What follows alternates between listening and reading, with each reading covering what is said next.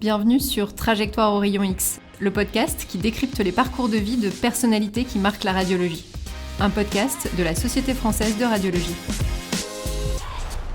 Notre invité du jour est philosophe, mais il nous parle d'aussi près que possible de notre quotidien de radiologue. Paul-Loup Veille-Dubuc est docteur en philosophie politique, responsable du pôle recherche de l'espace éthique Île-de-France, qui siège à l'hôpital Saint-Louis à Paris. Il est également rédacteur en chef de la Revue française d'éthique appliquée et auteur de nombreux ouvrages de référence, notamment sur les inégalités sociales de santé et sur l'éthique du soin. Il s'est imposé comme l'une des voix les plus claires sur l'éthique appliquée en santé. Les inégalités d'accès aux soins, la responsabilité face aux innovations médicales, la réflexion collective sur le soin et son rapport à la démocratie sont autant de sujets que Paul-Loup Veille-Dubuc aborde dans ses travaux.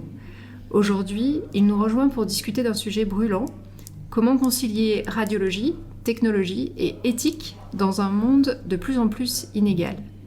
Paul-Loup Veille-Dubuc, merci infiniment d'avoir accepté notre invitation au micro de Trajectoire au rayon X. Pour commencer, si vous le voulez bien, je vous propose qu'on revienne un petit peu en arrière sur votre parcours. Est-ce que vous pouvez nous parler de votre parcours académique ? Comment un philosophe en vient-il à travailler au cœur de la santé et puis directement avec les soignants ? Merci beaucoup pour ces questions, pour cet entretien. Alors c'est assez difficile de répondre à la question de savoir pourquoi je travaille au cœur de la santé, dans le monde du soin, sur les questions d'éthique et de justice en santé. Je viens d'une famille de médecins, donc ça a peut-être joué. Par ailleurs, comme beaucoup de personnes, j'ai toujours été plutôt révolté contre les injustices, donc ça a dû aussi jouer. Et puis il y a eu des opportunités, donc j'ai fait un master de philo. Et puis à la fin de ce master de philo, ne sachant pas trop quoi faire, je ne voulais pas être enseignant. Je n'étais pas très attiré par les concours de l'enseignement. Je me suis lancé dans un master d'économie de la santé à Dauphine, sans trop savoir ce que je pouvais en tirer. Et puis, avant la fin de ce master, j'ai été contacté donc, par mon directeur de mémoire de philo, qui m'a proposé ce qu'on appelait à l'époque un contrat d'allocataire moniteur, donc 3 ans de thèse payée, avec des enseignements. Et donc j'étais vraiment très très heureux à ce moment-là. Et c'est à partir de ce moment-là que je me suis intéressé aux théories de la justice, à l'injustice, dans le champ de la santé, donc aux inégalités de santé, aux inégalités sociales de santé. J'y reviendrai si vous voulez. Et puis, à la fin de cette thèse, je suis arrivé à l'espace éthique Île-de-France. Donc j'ai toqué à plusieurs portes dans le monde de l'éthique de la santé, qui était quand même assez proche de ce que je faisais.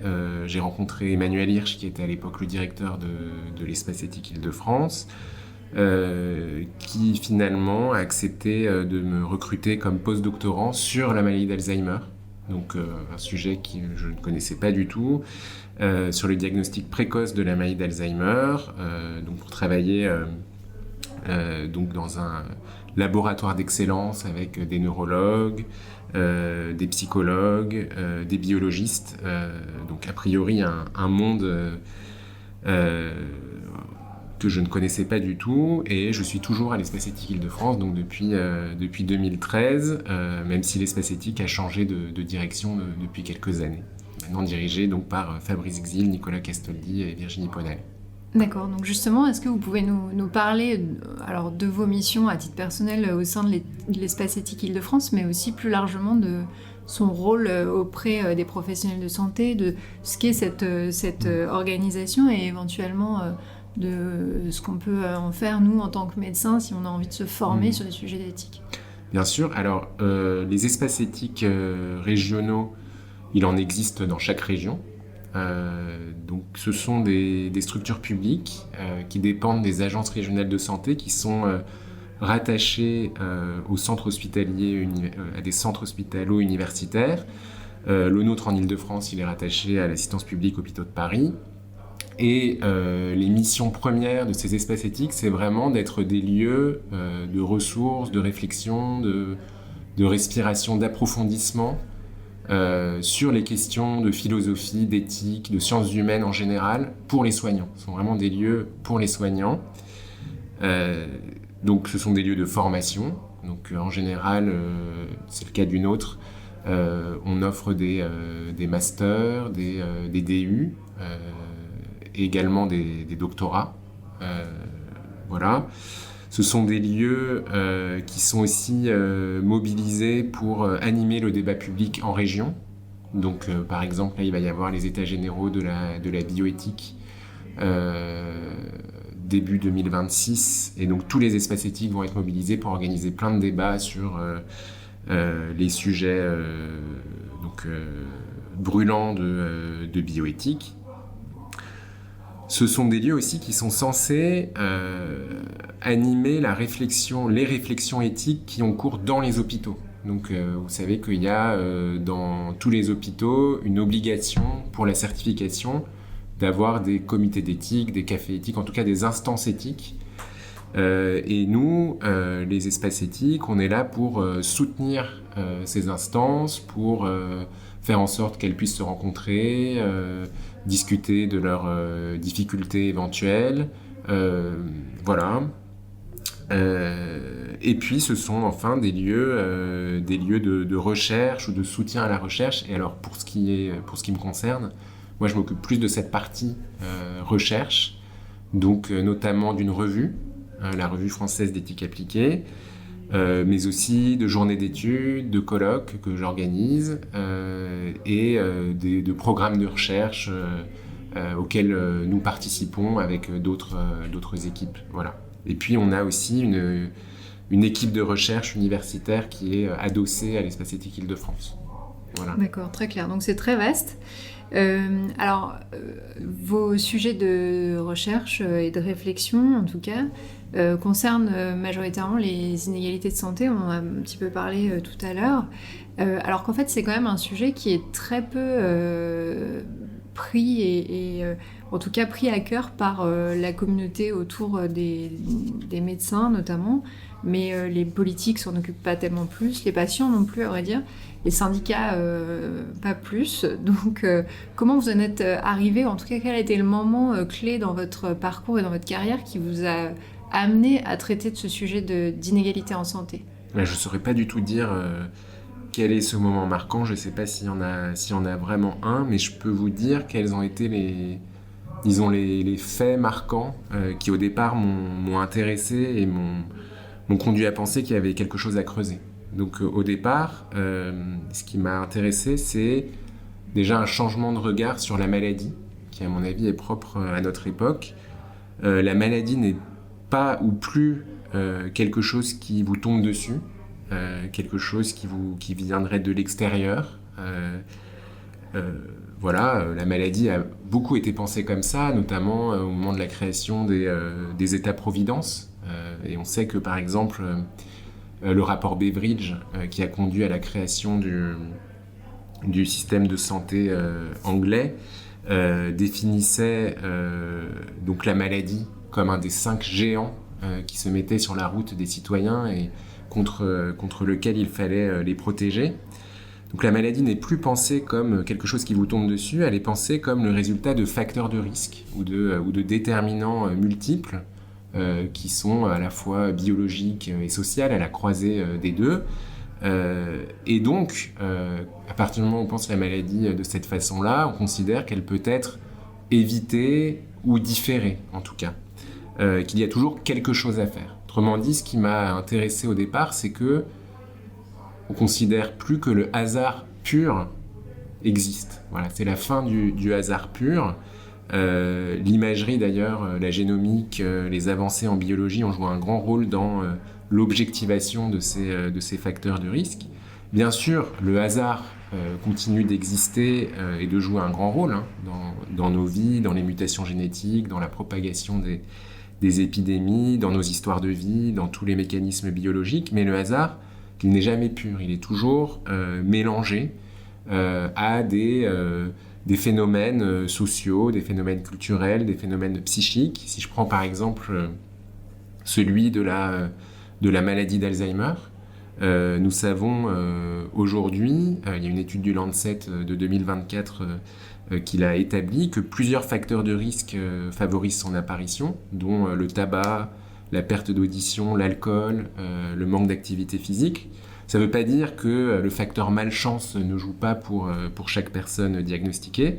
Ça veut dire que nous savons désormais que toute la maladie, en tout cas la plupart, peuvent être différées ou évitées par l'action humaine. Ce n'est pas quelque chose qui vous tombe dessus. Voilà. Alors, ça c'est une première chose, ce changement de regard sur la maladie. Et ce fait-là, en fait, il est encore plus frappant si on le met en regard d'un autre fait, qui est le gradient social de santé, quelque chose qui touche directement les inégalités sociales de santé. Le gradient social de santé, c'est le fait, qui a été établi, disons, au cours des années 70-80, c'est le fait que dans toutes les sociétés humaines, il existe une corrélation très forte entre les statuts sociaux des individus et leur état de santé. On peut par exemple objectiver par l'espérance de vie ou d'autres indicateurs. Autrement dit, pour reprendre un mot de l'anthropologue Didier Fassin, nous incorporons notre milieu social de vie, nous sommes vraiment marqués dans nos chairs, dans nos comportements, dans nos vies, par ce que nous mangeons, par les métiers que nous faisons, par les lieux où nous habitons, la pollution que nous subissons. Et donc, ça, je pense que c'est un fait vraiment qui m'a intéressé, et surtout la réunion de ces deux faits. Parce que quand on les met ensemble, finalement, ça pose une question assez abyssale, qui est quelle est notre responsabilité en tant que société ? Si d'un côté toutes les maladies sont différables et évitables, et si d'un autre côté elles sont les effets de déterminants sociaux, alors comment on peut les accepter, ces inégalités de santé ? Et qu'est-ce qu'on peut faire pour aller contre ça ? Et qu'est-ce qu'on peut faire pour éventuellement les justifier ? C'est-à-dire pour nous dire que c'est acceptable, qu'il faut laisser les choses comme elles sont. Voilà. C'est vrai qu'effectivement, même nous, en tant que médecins, en fait, on a largement intégré le fait que, en effet, plus on est socialement favorisé, plus on est en bonne santé, quoi. Et on a tendance à l'accepter comme un fait un peu immuable. D'ailleurs, à ce propos, notre spécialité récemment, la radiologie, cet été, un peu malgré nous d'ailleurs, nous sommes retrouvés au cœur des sujets d'inégalité d'accès aux soins avec le rapport de l'Inspection Générale des Affaires Sociales, donc l'IGAS, qui est un rapport sur la pertinence et l'efficience des dépenses de santé en radiologie. Donc ce document qui a été publié récemment rappelle que les actes d'imagerie ne sont pas répartis de façon équitable sur le territoire, notamment en termes de délai d'accès qui peuvent être très variables. Alors ça va de moins d'une semaine en Île-de-France jusqu'à plus de 30 jours dans certaines régions.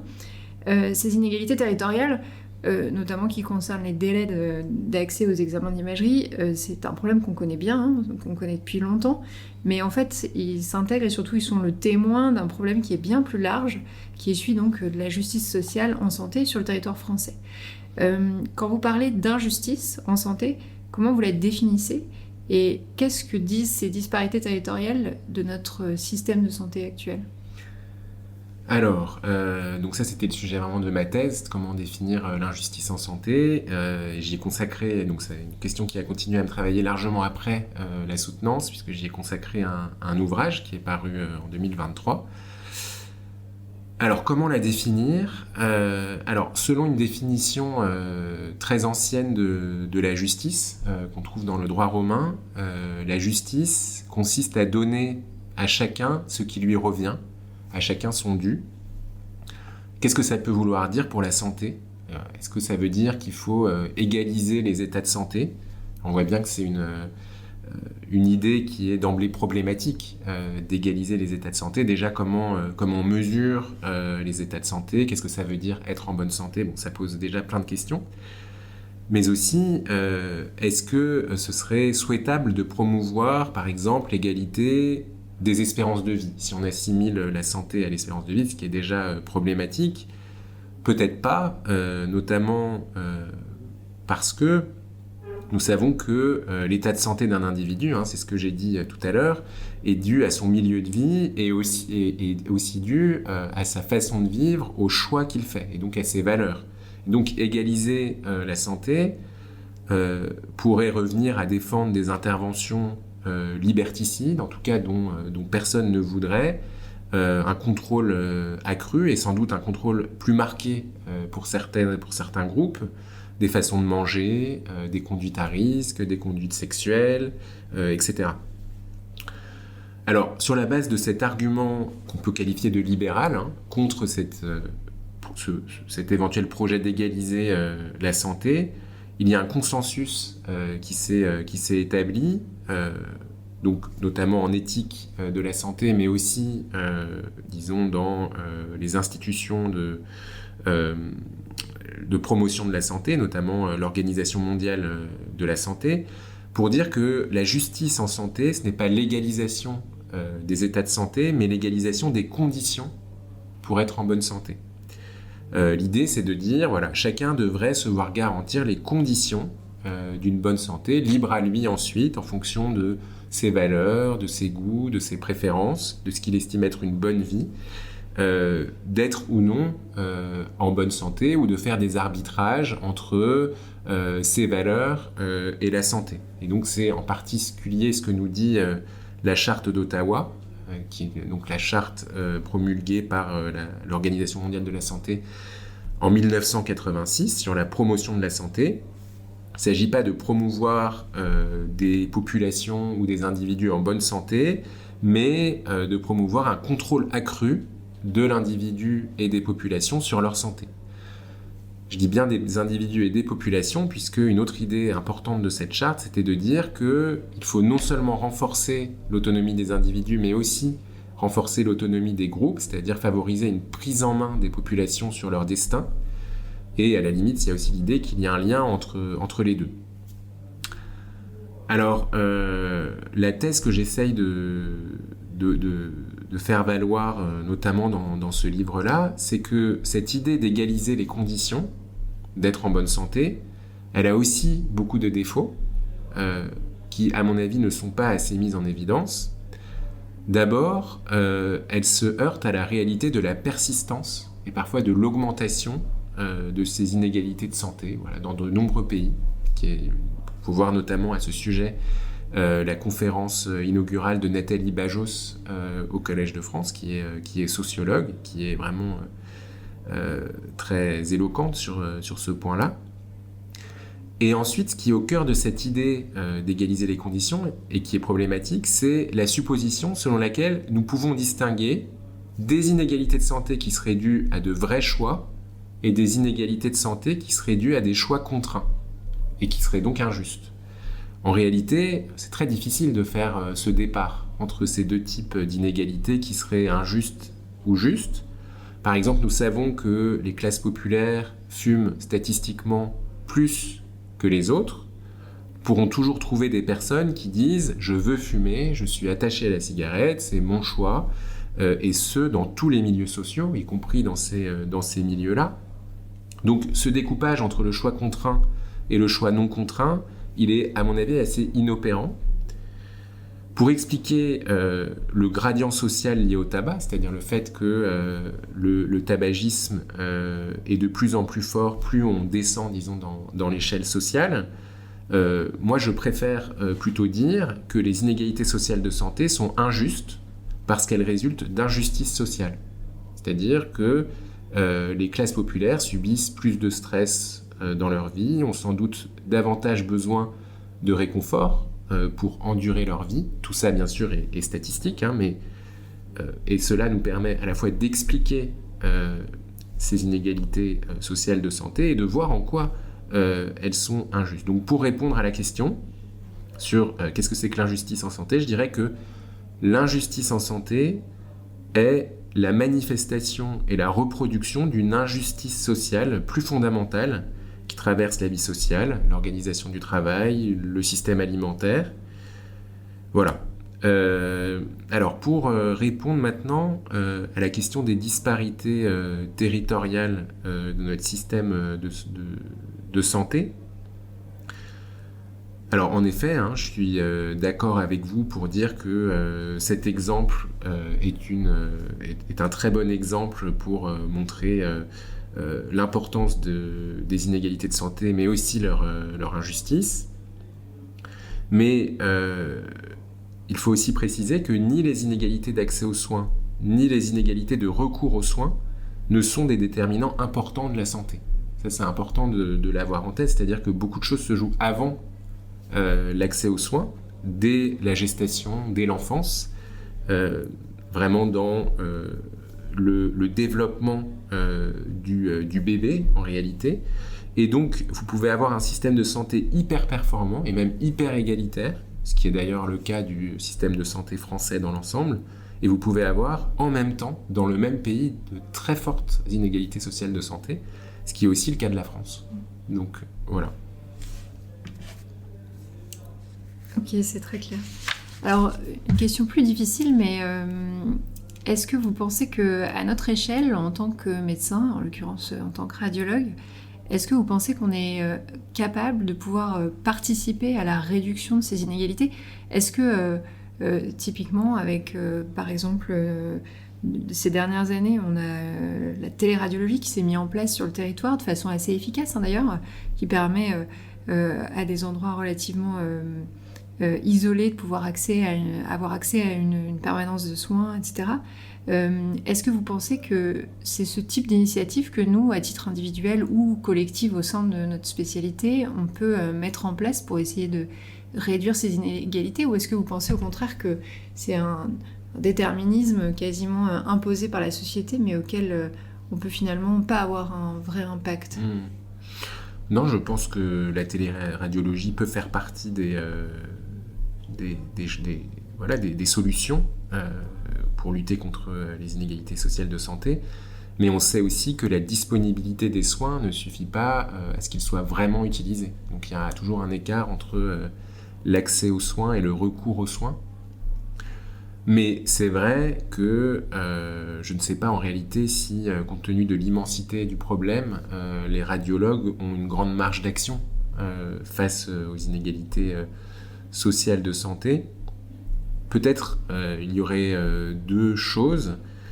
Déjà, le fait d'en prendre conscience et d'en parler autour de soi me semble une chose très importante, parce que les radiologues, les soignants en général sont aux premières loges, je pense, pour observer ces inégalités sociales de santé. Et moi, j'imagine que beaucoup de radiologues ou de manipulateurs radio ou de soignants en radiologie en général doivent être assez frappés par le fait qu'ils observent des cancers peut-être beaucoup plus avancés, par exemple, chez les personnes les plus précaires, car c'est un fait que les personnes des classes populaires sont moins attentives à leurs symptômes et moins enclines à se prêter à des examens.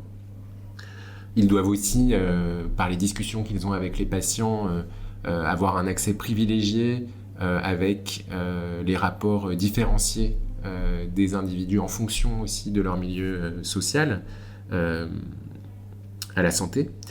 Donc, je crois que de nombreux sociologues en fait aimeraient être à la place des soignants pour observer ces inégalités sociales de santé. Donc, en parler autour de soi, en développer une conscience, éventuellement en faire un sujet public, me semble déjà être une chose importante.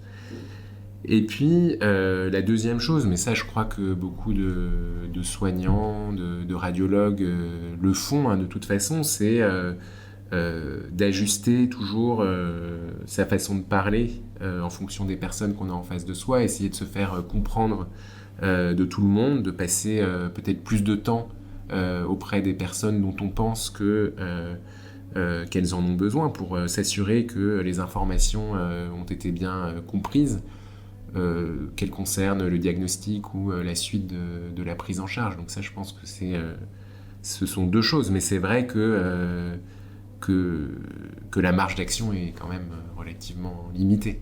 Elle est faible, mais c'est assez rassurant de voir qu'on peut quand même faire des petites choses à notre échelle. Récemment, la Société française de radiologie et l'espace éthique pour lequel vous travaillez ont publié un article sur l'imagerie opportuniste. Alors, vous n'avez pas directement travaillé sur ce sujet-là, mais on va en reparler de façon un peu plus large. Le principe de l'imagerie opportuniste, c'est qu'on tire d'un examen qui est réalisé pour une indication donnée d'autres informations qu'on ne cherchait pas initialement. Par exemple, on peut mesurer la densité osseuse sur un scanner abdominal fait pour un traumatisme. C'est l'exemple qui est donné dans l'article qui a été publié récemment. Avec l'intelligence artificielle notamment, on peut entrevoir la possibilité de dépistage populationnel à très grande échelle. Donc cette démarche, en fait, elle s'inscrit dans un mouvement qui est un petit peu plus large, qui est celui d'une médecine qui est de plus en plus prédictive, une médecine où on anticipe les risques de maladie avant même les symptômes. Et d'ailleurs, c'est un peu l'enjeu aujourd'hui des approches qu'on dit multi-omiques, c'est-à-dire la génomique, la transcriptomique, la radiomique, etc. Alors, selon vous, cette médecine prédictive, est-ce que c'est une chance, vraiment, ou est-ce que c'est plutôt une menace pour la radiologie et pour la médecine de demain ? Alors, je ne sais pas si je vais pouvoir répondre à cette question en choisissant l'une ou l'autre des solutions que vous proposez. Alors en effet, j'avais un peu travaillé sur la prédiction en médecine. Donc l'idée de ce projet de recherche était de détecter donc des signes précliniques de la maladie d'Alzheimer. Et nous, notre rôle était, en tant qu'équipe d'éthique impliquée dans le projet, était de savoir quels impacts cela pouvait avoir sur l'individu, de se savoir diagnostiquer, disons, en avance de la maladie d'Alzheimer ou diagnostiquer avec très peu de symptômes. Donc ça, c'est un sujet important. Je vais plutôt revenir sur une anecdote personnelle qui touche directement la radiologie prédictive et qui en l'occurrence a concerné une personne proche de moi. Une annonce faite en pédiatrie après une échographie transfontanelle sur un bébé prématuré. Donc la règle à l'époque où cette annonce a été faite, c'est que lorsque un bébé est prématuré, c'est-à-dire né, ou plutôt lorsqu'il naît avant 33 semaines d'aménorrhée, donc on lui fait une échographie transfontanelle. Et là, donc la personne que je connais est convoquée par une pédiatre qui lui dit bon ben voilà, il y a eu des examens radiologiques sur votre bébé, examens dont selon cette personne il n'avait pas été vraiment prévenu. Donc au niveau du rein tout va bien, au niveau des poumons tout va bien, au niveau du cœur tout va bien. Par contre, au niveau du cerveau, on a trouvé une anomalie. Alors on ne sait pas du tout interpréter cette anomalie, mais on peut imaginer énormément de choses. Donc là, on imagine bien l'inquiétude énorme que ça suscite, les questions aussi qui sont posées aux pédiatres. Mais alors, dites-moi le pire qui puisse arriver. Le pire, le pire, c'est que votre enfant ne puisse pas parler, que votre enfant ne puisse pas marcher. Voilà. Donc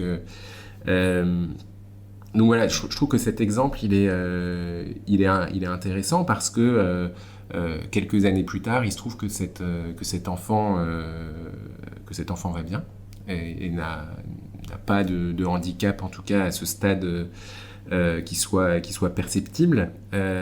Donc, on comprend très bien pourquoi cette annonce a été faite.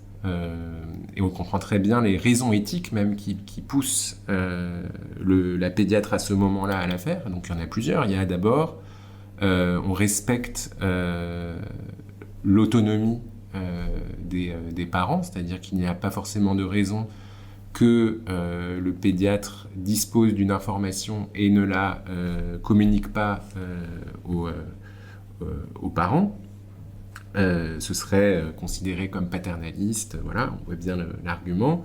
Et par ailleurs, il y a un argument aussi qui tient de la bienfaisance, c'est-à-dire que il faut alerter les parents sur la possibilité de handicap à venir pour qu'ils soient, au cas où ces handicaps venaient à se manifester ou au cas où on les soupçonnerait, que ces parents puissent donc faire ce qu'il faut en termes de rééducation pour l'enfant. Donc on comprend très bien la logique qu'il y a derrière. Ceci dit, il crée une inquiétude immense. Donc en éthique, on parle de savoir toxique, et ils installent donc ces familles dans des questionnements très importants. Donc j'ai vraiment pas de solution sur ce problème-là, c'est-à-dire que il faut être assez humble et se dire que de toute façon ces techniques d'imagerie sont de plus en plus sophistiquées, qu'elles nous permettent donc d'avoir de plus en plus d'informations, informations que nous ne savons pas toujours interpréter, informations qui sont des informations probabilistes, et que les patients doivent donc les supporter.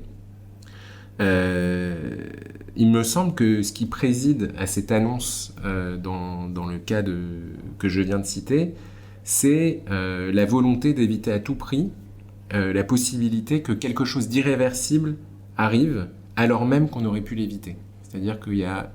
donc on revient à cette idée du hasard, en l'occurrence de la perte de chance ici. C'est-à-dire que ce qu'il faut éviter à tout prix, c'est la perte de chance. C'est le tragique de la perte de chance. Voilà, il faut éviter l'irréversible. Mais évidemment, ça a un coût. Ça a un coût psychologique pour les patients qui est très important. Voilà, j'ai pas vraiment de réponse face à ça. La seule peut-être qu'on puisse envisager, c'est que il nous faut peut-être des dispositifs démocratiques qui nous permettent de décider collectivement ce que nous voulons savoir ou ce que nous ne voulons pas savoir, puisque à l'échelle de l'individu, du patient, c'est très difficile de déterminer ce qu'il peut savoir, et aussi de refuser un savoir aussi important. Donc il faut que cette question soit une question démocratique et qu'elle ne soit pas laissée au seul arbitrage des soignants ou des patients. Voilà. Justement, en fait, à l'échelle individuelle, c'est toujours très difficile, même pour nous, de pouvoir juger de ce qui peut être dit ou de ce qui doit être dit et de ce qui ne doit pas être dit. Mais en même temps, à l'échelle plus populationnelle, on va dire, ces pratiques, en fait, elles participent réellement de la prévention et donc elles sont très importantes pour nous, notamment dans le cadre du dépistage, mais pas uniquement. Alors, comment est-ce que vous avez des clés pour essayer de faire en sorte qu'on puisse s'assurer que ces pratiques ne génèrent pas plus d'inégalités ni d'angoisse, justement, avec ce savoir inutile dont nous parliez pour les patients? Alors sur l'angoisse, comme je l'ai dit à l'instant, je ne sais pas si j'ai beaucoup de solutions. Je crois que c'est un peu la nouvelle condition des patients que d'être confrontés à cette angoisse et que nous devons collectivement en faire des sujets de débat public, de démocratie, en santé, etc. Sur les inégalités, c'est une question assez récurrente en éthique de la santé publique, c'est-à-dire qu'on sait que les dispositifs de santé publique, que ce soit le dépistage comme vous venez de le dire, la vaccination, tout type d'examen profite dans l'ensemble plus aux plus favorisés. Est-ce une raison pour ne pas les proposer ? Alors là, il y a deux positions, je pense qu'on peut distinguer. Ceux qu'on appelle en général les prioritaristes vont dire il y a une solution à ce problème, on va essayer de faire plus de prévention, plus de sensibilisation auprès des plus défavorisés, et si malgré ça les inégalités de santé persistent et même s'accroissent, ce n'est pas injuste, on aura fait le job en quelque sorte et c'est légitime. Et puis par rapport à ça, on peut distinguer une position plus égalitariste. Donc les égalitaristes, ils vont dire on ne peut accepter un accroissement des inégalités de santé sous aucun prétexte. Un dispositif de santé publique ne peut être proposé qu'à condition qu'il n'accroisse pas les inégalités, et même à condition qu'il les réduise. Donc, je laisse ouverte la question, mais c'est beaucoup discuté ça en éthique de la santé publique. Sans me prononcer dans ce débat, je dirais que de toute façon, à mesure que de nouvelles techniques de dépistage ou de techniques médicales en général, et que de nouvelles compétences aussi des patients se développent, parce qu'il y a ça aussi dans nos sociétés, de toute façon, il y a un accroissement des inégalités. Donc, logiquement, moins les sociétés sont inégalitaires, moins les inégalités sont accrues par l'émergence de ces nouvelles techniques, de ces nouvelles compétences. Donc, l'objectif devrait être de réduire les inégalités fondamentales, les inégalités sociales, plutôt que de priver quiconque, en fait, de ces techniques. Je pense que la solution au problème, elle vient plutôt de là. Depuis 2020 et puis depuis le début de l'épidémie de Covid-19, le paysage en France s'est un petit peu modifié, notamment le paysage politique, puisqu'on a vu se succéder 9 ministres de la Santé, ce qui témoigne quand même malgré tout d'une certaine forme d'instabilité politique qui est dans un secteur qui pourtant est assez fondateur pour notre démocratie, enfin, du moins je crois.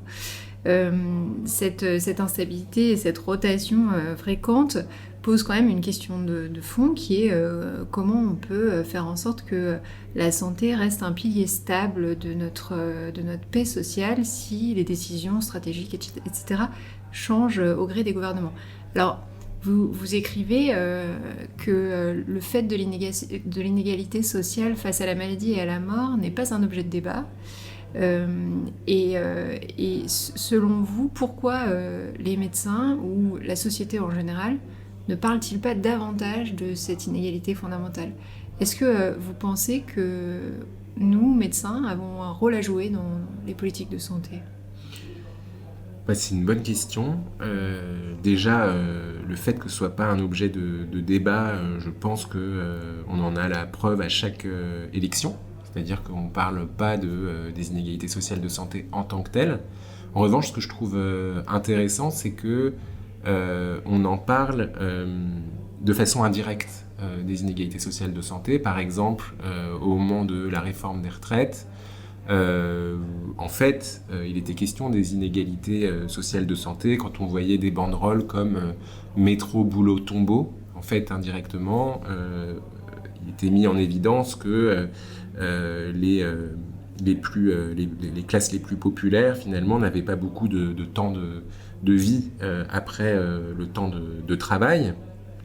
Ou encore, dans un tout autre sujet, pour ce qui concerne les débats de bioéthique, quand on dénonce la marchandisation du corps, notamment pour ce qui est de la gestation pour autrui, quand on dénonce le fait que beaucoup de femmes qui portent des bébés, d'autres couples le font pour l'argent et sont dans une situation de précarité économique et qu'elles prennent des risques en le faisant. En fait, on parle des inégalités sociales de santé, mais on ne dit pas qu'on en parle. Voilà. Donc je partage cet étonnement et même je l'exprime dans mon livre. L'expliquer, c'est plus difficile. Je pense que quelque part, on les considère comme inévitables. C'est-à-dire qu'il y a une espèce de fatalisme qui s'est installé, sans doute parce qu'au fond, on sait qu'une lutte efficace vraiment contre les inégalités de santé impliquerait un changement profond de nos organisations sociales, de nos organisations professionnelles, de notre système alimentaire, de nos modes de vie, et qu'au fond, c'est un peu vertigineux. Donc moi, je vois que cette explication-là. Donc si on les considère comme inévitables, ça veut dire que quelque part, on les sort du juste et de l'injuste. C'est-à-dire que c'est une espèce de donnée avec laquelle il faut compter, comme quelque chose de naturel, finalement. Voilà, une espèce de... C'est le décor dans lequel nous sommes habitués à vivre. Voilà, il y a des inégalités sociales de santé et on ne peut rien y changer. Ensuite je dis ça, mais c'est peut-être un peu polémique parce que il y a beaucoup de rapports, ça il faut quand même le dire, depuis très longtemps. Il y a énormément de travaux de recherche et de rapports sur les inégalités sociales de santé, que les pouvoirs publics sont très concernés par les inégalités sociales de santé, que les agences régionales de santé, par exemple, celle d'Île-de-France est vraiment très impliquée dans la lutte contre les inégalités sociales de santé. Mais là, je parle de l'opinion publique et du débat public. Et là, vraiment, il y a une grande absence. Et d'ailleurs, nous, les premiers, on les accepte quasiment sans les remettre en cause, ces inégalités. Donc, si vous aviez une réforme un peu clé à proposer pour préserver la santé dans notre société, dans notre démocratie, qu'est-ce que vous proposeriez ? En fait, il faudrait proposer beaucoup de choses, mais je pense que il me semble que le plus important, c'est plus une intuition qu'autre chose, parce que c'est pas tellement mon objet de réflexion finalement. Mais il me semble que il faudrait aller vers des sociétés moins fracturées, plus mixtes socialement. Et donc, dans les territoires, dans les immeubles, dans les quartiers, il faudrait être beaucoup plus volontariste dans la politique de logement pour que toutes les classes puissent cohabiter dans les mêmes immeubles, dans les mêmes quartiers, voilà. Je trouve que, évidemment, ça n'engage que moi, mais je trouve que l'enseignement privé, on devrait réfléchir, disons, à la persistance de l'enseignement privé, qui est à mon avis un facteur important d'inégalité sociale, et donc d'inégalité sociale de santé. En fait, j'irais vers des mesures qui nous forcent en fait à vivre ensemble, parce que je pense que le principal moteur de ces inégalités sociales de santé, c'est que la société est fracturée et que finalement différents mondes sociaux coexistent avec des destins biologiques parallèles en réalité. Donc finalement, la meilleure solution pour essayer de réduire ces inégalités, c'est peut-être tout simplement de faire société. Voilà, comme ça. C'est bien résumé. Alors, cet entretien va bientôt arriver à son terme, et pour finir, je vous propose quelques questions plus courtes pour nous donner un peu envie d'aller voir plus loin sur ces travaux et sur ces questions particulièrement cruciales sur l'éthique. Une personne qui vous a marqué ou qui vous a inspiré, et pourquoi ? Alors, je citerai Didier Fassin, qui est anthropologue, que beaucoup peut-être d'auditrices ou d'auditeurs connaissent, pour ses travaux sur l'humanitaire, sur Gaza tout à fait récemment, mais il a travaillé au départ sur les inégalités sociales de santé, et c'est vraiment en le lisant que j'ai trouvé l'inspiration vraiment pour mon travail de thèse. Un conseil que vous auriez à donner aux médecins de demain, en particulier les radiologues, mais pas uniquement ? Un conseil très vague peut-être, ne pas hésiter à parler. C'est ce que beaucoup de gens font, parler, mais parler ensemble de ce qui est problématique moralement, même si c'est difficile. Se former éventuellement à l'éthique, ou en tout cas en sciences humaines et sociales, me semble quelque chose d'important. Donc en ce sens, l'essor des instances éthiques est sans doute une bonne chose, à condition qu'elles soient bien utilisées, qu'elles ne soient pas instrumentalisées. Voilà. Et le mot de la fin, pour terminer, si vous deviez résumer en un mot la place de l'éthique dans la radiologie de demain ? Je pense que je dirais le mot vital, parce qu'en réalité, l'éthique n'est pas une réflexion décorative, ou n'est pas une espèce de supplément d'âme, mais je pense que c'est dans la réflexion éthique qu'on mène de toute façon en tant que soignant, parce qu'on n'a pas le choix que de la mener, parce que je pense qu'on est disposé à réfléchir en termes éthiques en tant qu'être humain. c'est dans l'explicitation de ce qui nous choque, de ce qui nous gêne, qu'on trouve le sens de son travail.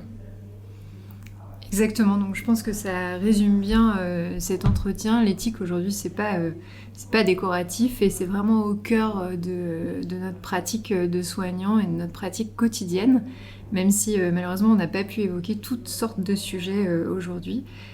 C'était en tout cas très intéressant de pouvoir discuter avec vous de ces sujets qu'on a rarement l'occasion d'aborder et sur lesquels on a rarement l'occasion de réfléchir dans nos pratiques. Merci beaucoup pour votre réflexion et pour tous ces éléments qui, j'espère, auront pu ouvrir un petit peu les esprits autour de l'éthique en santé et sur nos pratiques quotidiennes. Merci beaucoup. Si ce podcast vous inspire, parlez-en autour de vous. Rendez-vous au prochain épisode et d'ici là, retrouvez-nous sur radiologie.fr.